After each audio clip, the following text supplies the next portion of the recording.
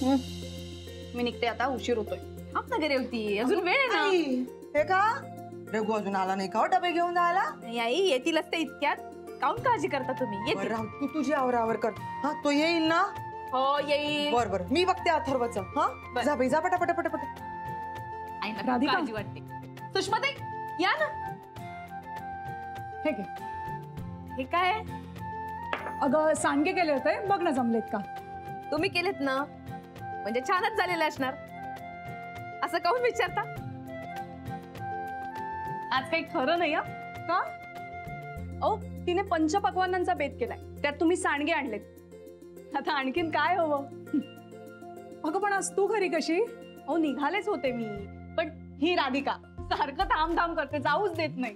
सुषमाताई हे घ्या, भजी खाऊन पहा. कशाला? अहो कशाला, काय गरमागरम केली आहेत, खाऊन तर पहा.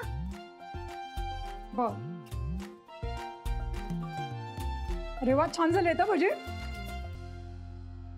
बरं सुषमाताई, बरं झालं तुम्ही भेटला. फोनच करणार होते तुम्हाला. उद्या आपलं शूट आहे, लक्षात आहे ना तुमच्या? बरं झालं सांगितलंस.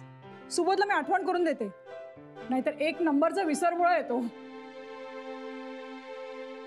राधिका एक सांगू, तुझ्या आनंदी चेहऱ्याकडे बघून ना खूप छान वाटते मला. तुझ्या आयुष्यात असं छान छान घडू दे.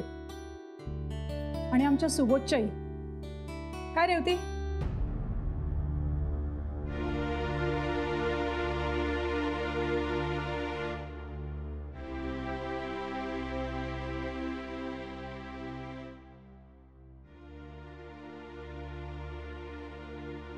तुम्ही आडून आडून तेच तेच बोलताय सुषमाताई. हो, कारण जे काही आहे ना ते सुबोधची तू स्पष्टपणे बोलावंस म्हणून. आणि रेवती अगं तू स्पष्ट वक्ती आहेस, मग बोल ना एकदा त्याच्याशी, आणि जो काय आहे ना तो निर्णय देऊन टाक बाई.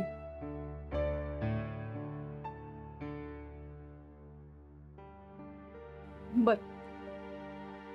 बोलेन मी. येऊ आता? मी निघते ग. Bye bye.